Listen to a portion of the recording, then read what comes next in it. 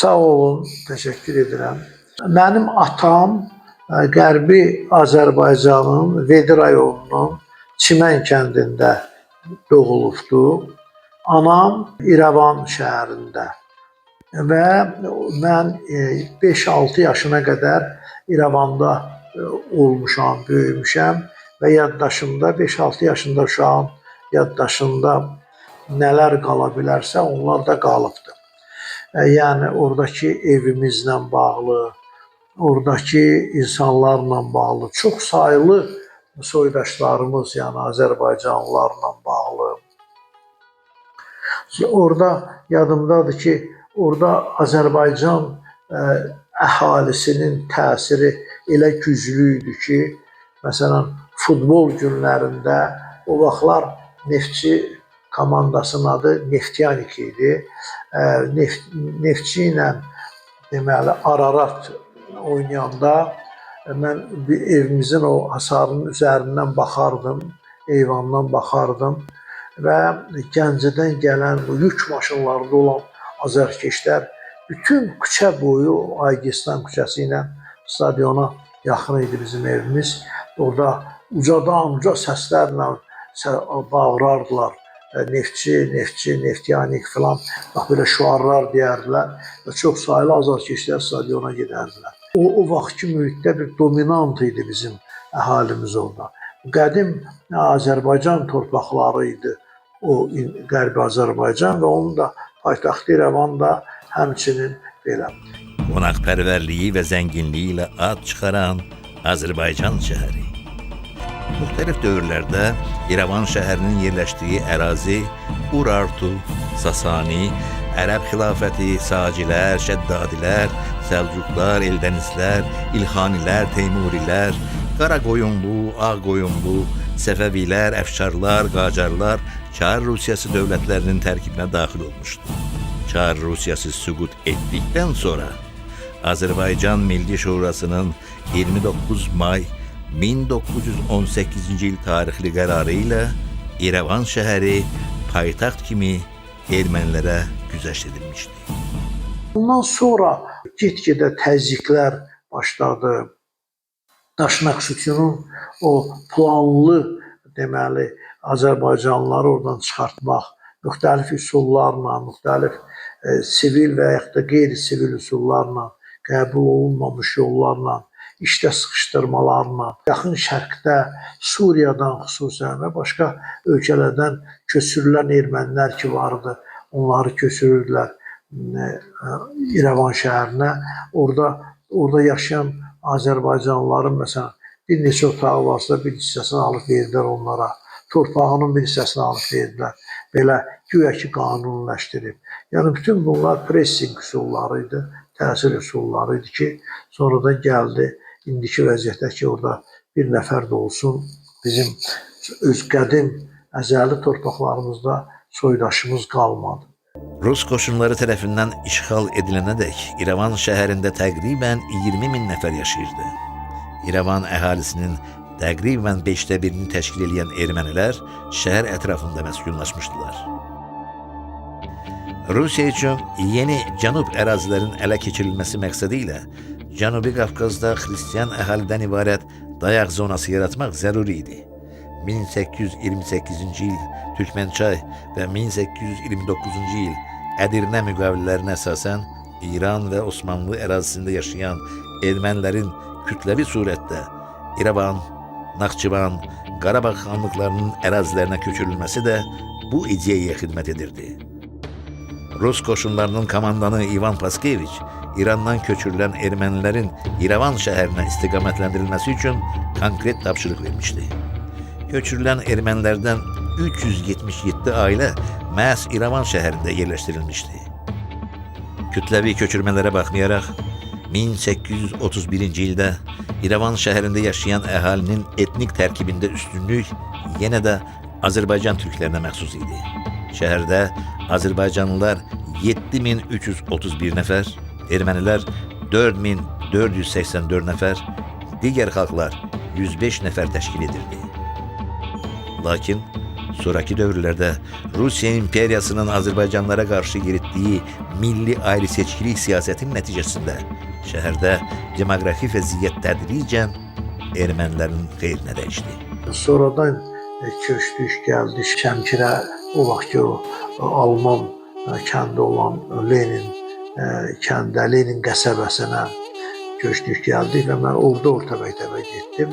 Mənim xəyalımda, təfəkkürümdə, yuxularımda həmişə əksərən İrəvanı görürəm, oradakı evimizi görürəm, babamın 7 xiyabanlı möhtəşəm mülkünü görürəm, oradakı insanları görürəm, o fontanı görürəm, meydanı görürəm, o qırmızı daşdan olan bizim torpaqlarımızda tikilən evləri görürəm, məscid yadımdadır, oranın möhtəşəm, gözəl hamamı vardı, tarixi hamamı, bilmirəm indi o durur ya durmur, o yadımdadır.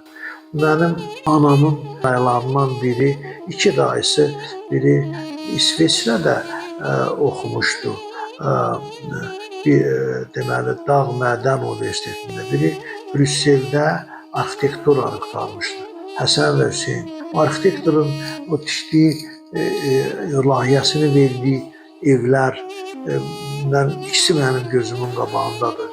Mənim babam məni aparırdı, gəzdirirdi və deyirdi ki, bax belə sənin ananın, dayısının deməli, layihəsi ilə tikilmiş evlərdir.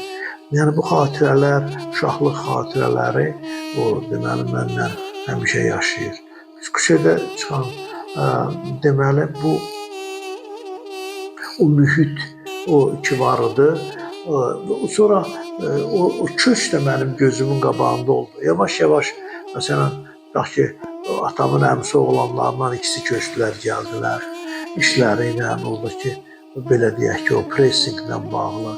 Sonra başqa qohumlar, sonra dayımın təyinatı elə oldu ki, gəldi, göz həkimi idi, Goranboy rayonuna və Gəncədə işləyirdi, çalışırdı.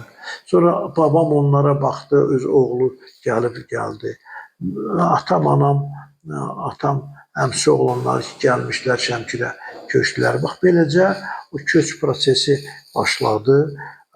Ancaq bugünkü bu mübarək bizim bu qələbəli günlərimizdə uzun illər ki, çox xəcalətli günlərimiz oldu, 30 ildən artıq.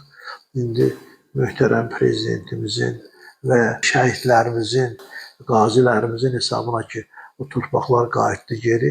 İndi biz bu yüksək əhval-ruhiyyədə ancaq o vətənimizi də, vətənimizin kənarda olan o torpaqlarını da heç vaxt unutmuruq, oradakı xatirələri və mənə elə gəlir ki, bu yöndə bizim Azərbaycanımızın rəhbərliyinin çox böyük istəyi ilə və ideyasına yaradılmış Qərbi Azərbaycan icmasının fəaliyyəti də təqdirə layiqdir ki, biz 300 mindən artıq soydaşımız o kağız üzərində olsa da oradakı məskənlərində onlayn da olsa özlərini orada daimi hiss eləyirlər və təbii ki, nə vaxtsa bu proseslər ki, belə gedir, zaman və bizim iradəmiz bizim xeyrimizə işləyir və nə vaxtsa biz oralara, o torpaqlara qayıdacaq. Qərbi Azərbaycan bizim tarixi torpağımızdır.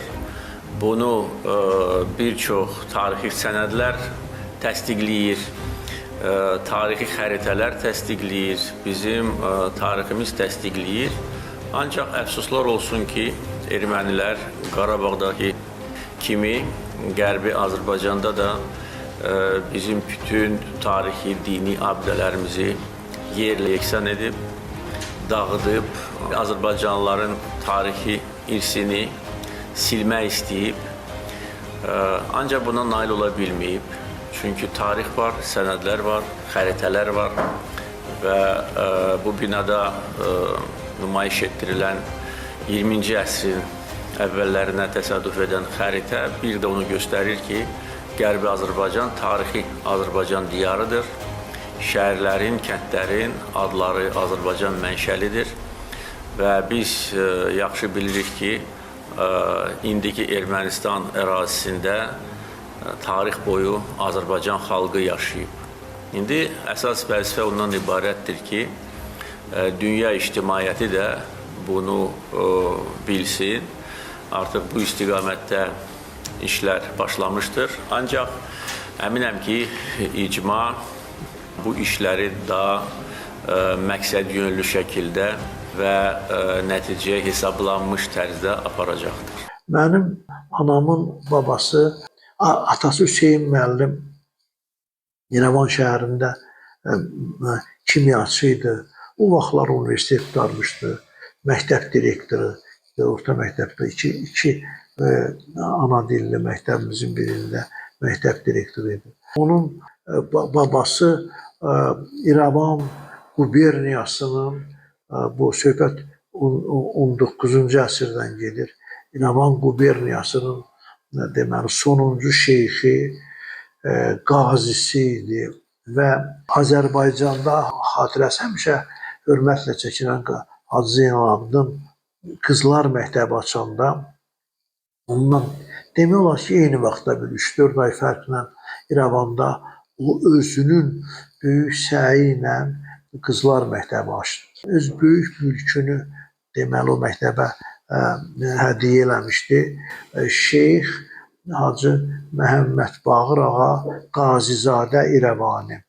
Çox yüksək təhsil görmüş, savadlı, istedadlı bir insan idi. Onun həm də şair imiş. O İrəvan quberniyasının həm də eyni zamanda qazisi imiş. İndiki dildə desək, ədliyyə naziri imiş. Həmin o açdığı məktəbi, bu şeyxin, sonuncu şeyximizin açdığı, quberniyada açdığı məktəbi, o quberniyada İrəvandan başlayırdı, bilirsiniz, gəlib keçirdi. Naxçıvandan ta ki, İqdirə kimi gedirdi, böyük torpaqlar idi. O məktəbin ömrünün sonuna kimi, yəni 1911-ci ilə kimi öz bütün maliyyəsini özlərinə götürmüşdü, qarşılayırdı.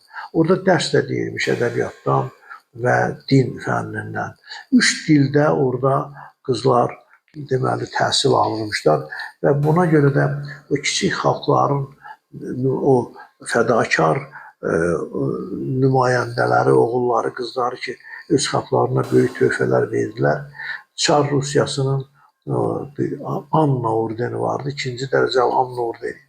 O mükafatlandırılmışdı. Sonra da başqa bir medalla ki, o xalqının qarşısında olan həmin bu töhfəsinə görə. İrəvan gimnaziyasının da fəaliyyətində iştirak eləmişdi o. Ədəbiyyatdan dərs demişdi orada. O Şeyx Hacı Məhəmməd ağa Qazizadə elədiyi xeyirxahlardan hələ də o danışılır, orada olan insanların deməli övladları, törəmələri danışırlar. Onun divanı varmış. Rəfail Hüseynov mən həmişə deyir ki, sənin şairliyin ondan keçibdir. Şair imişəm də. Yəni, o vaxt məktəb açmaq, o 3 dildə çardan icazə almaq, o yazılıbdır Hacı Zeynalabdin necə böyük çətinliklərdən keçibdir.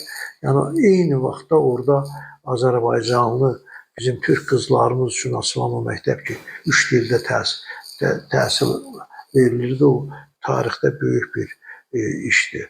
Qərbi Azərbaycanla bağlı, İrəvanın suyu ilə bağlı ki, necə qəribə Allah Taala bir münbit torpaq vermişdi, su vermişdi. Orada o meyvələrin ətri müəyyən məsafədən vururdu. Mənim yadımdadır. Babamın o 7 xiyabanlı evində. Üzümün giləsindən baxanda elə bir şəffaf kimi görsənirdi. Bu tərəfindən o tərəfi görsənirdi. Şəftəlinin, əriyin, armudun, mələsi armudun ətri və əslində insanlar ətirli idilər orada. Onların ürəkləri, qəlbləri, onların təfəkkürləri, kitaba olan məhəbbət, eşq, təhsilə olan çox böyük bir mühit idi orada. O insanlar düzdür oradan mənfur ermənilərin bu dəhşətli deməli planları ilə gəldilər, elə bir qaçqın düşdülər. Burada müxtəlif, çox isti, o təbiətdən, o havadan gəlib müəyyən istibaran zonalarında yerləşdirdilər. Yazılıb o şeylər, nə qədər ölümlər oldu, xəstəliklər oldu. Ancaq bununla bərabər onlar öz təhsillərini, öz istedadlarını, öz kitabı olan mübarək məhəbbətlərini də gətirdilər Azərbaycana.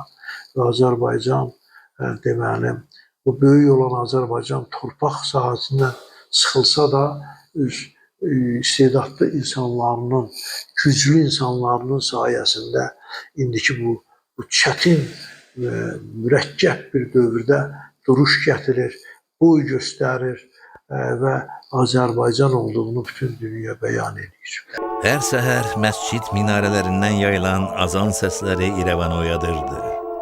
Həkimlik mənim sənətimdir, peşəmdir, sevdiyim, seçdiyim peşəmdir. Biz 100 ildən artıqdır bizim nəsildə göz həkimləri var. Daim vaxtilə İrəvanda erməni dilində institutu bitiribdir, göz həkimi olmuşdu. Mən onu gördüm, ona baxdım, göz həkimi oldum. Bundan əvvəlki nəsillərdə də olubdur. İndiki nəsildə bacım da mənim tələbəmdir, elmlər doktorudur. Professor Moskvada yaşayır ailəsi ilə. Mənim övladlarım göz həkimidirlər. Yəni, oftalmologiya mənim bir peşəmdir, sevdiyim, seçdiyim, dünyada Məcnun, Leyli necə sevər, o cürə sevdiyim bir şey. Ancaq ədəbi yaradıcılıq, poeziya, esselər, romanlar və s. onlar mənim taleyimdir. Bizim evimizdə, məsələn, biz 3 uşağıq, üçümüz də orta məktəbi medalla bitirmişik. Aspiranturalar bitirmişik Moskvada, o vaxt İmperiyanın paytaxtında və s. Ancaq nə qardaşım, nə bacım ədəbi yaradıcılıqla olmayıblar. Yəni, onlar da bu işdə. Yəni, bu taley işidir.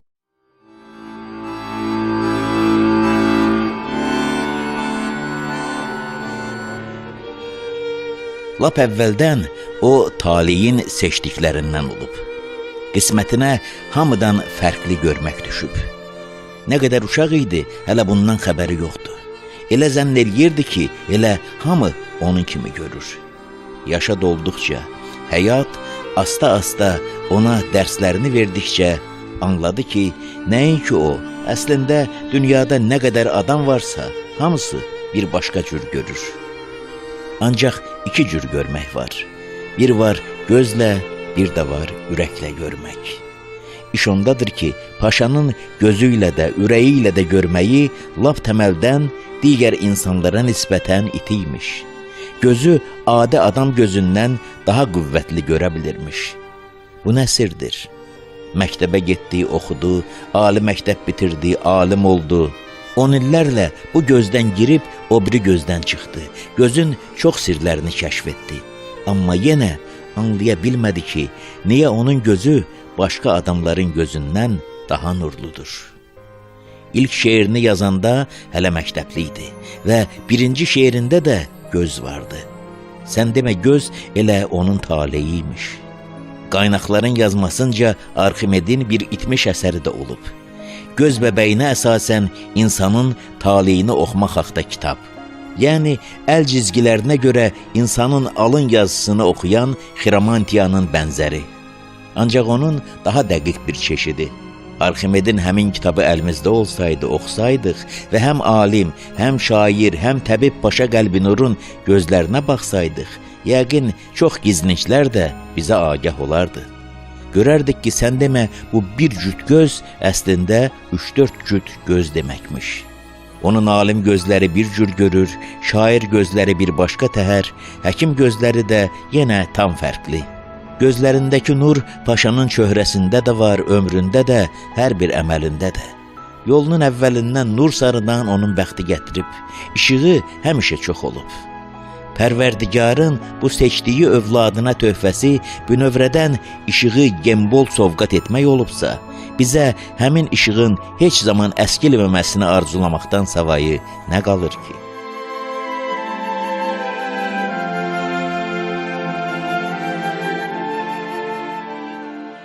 Havadan nəm çəkirəm, çiçəkdən şeir.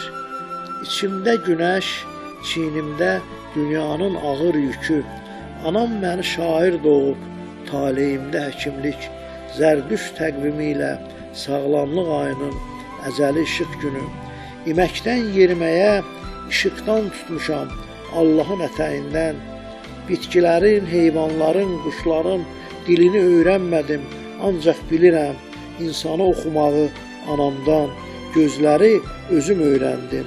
Sevirəm yalan danışan, ac olanda tox sallanan, ağlayanda təbəssüm çilənən gözləri. Dünya mənə tanış gəlir, milyard il əvvəlkidir. Ən güclüsü qarışqa, ən möhkəm ip hörümçək, dəmir əllərə geyilən məxmər əlcək, səni də tanıyıram. Şərq fəlsəfəsinin müdrik kəlamı, Kərəmin yandırdığı Quran, Quran yana bilməz, yanan kağız və mürəkkəbdir. Həyat sadədən sadə, ölüm mürəkkəbdir. Bütün müəllimlikdə, poeziyada, yaradıcılıqda, musiqidə həmişə insana xidmət eləyir. Elm də varsa orada, həmin elmin onun belə deyək də pərvazlanmağına xidmət eləyir. Mən belə bu ictimai fəaliyyətimdə var. Dünya Azərbaycanlıları Konqresinin sədriyəm. O mənada indiki bu dünyanın miqrasiya qanunları ilə çox bütün xalqlar müəyyən hissələri səpələnib dünya. Azərbaycanlılarımız da dünyanın müxtəlif ölkələrində vardılar. Bəzilərində çox, bəzilərində az. Bütün ölkələrində, Amerikada, Avropa ölkələrində. Bu Dünya Azərbaycan Konqresinin xətti ilə olan deməli tədbirlərdə mən o insanları görürəm, onların taleyini görürəm. Bunların hamısı 99,9% deməli axşam işdən gələndə mütləq Azərbaycan televiziyalarını açırlar. Onların ürəkləri, qəlbləri vətənimizlə döyünür. O taleylər də çox maraqlı gəlir. Yəni həm yaradıcılıq anlamında, həm belə. Mənəvi müalicənin ən birinci vacib elementi tarixi yaddaşın itməməyidir. Biz gələk unutmayaq həm yaxşını, həm pisi, həm səhvləri, həm deməli düzgün addımlarımızı, uğurlarımızı. O mənada bəzən biz unutqan xalqıq, unuduruq. Bunu unutmaq olmaz. Bütün dünyanın demokratik qanunlarına, Allahın dediyi mübarək ilahi yönlü fəaliyyətə riayət eləməklə bərabər, rəğmən bizim yaddaşımız da gələk qalsın yerində ki, biz tarixin bizə verdiyi dərsləri unutmayaq. Çox istəyərdim ki, görəm o evi, həmin o xiyabanları qalxam, hündür tut ağaçlarını bir də baxam, gilas ağaçlarını, ərik ağaçlarını, şalaq əriyi, o mələsi armudun ətrini hiss eləyəm. Əslində vətən deyilən bir 1000 illərdən gələn ki, bizim qədim torpaqlarımızda orada balıq suda özünü necə hiss eləyirsə, o cürə hiss eləyəm.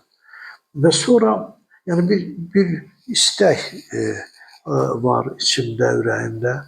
Qərbi Azərbaycan bizim qanadımız, bizim ruhumuz, bizim mübarək istedadımızın gələn mənbəyidir.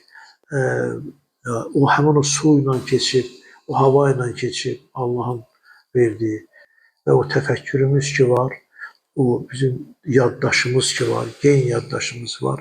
Onu həmişə təzə saxlayaq. Sağ olun, çox sağ olun.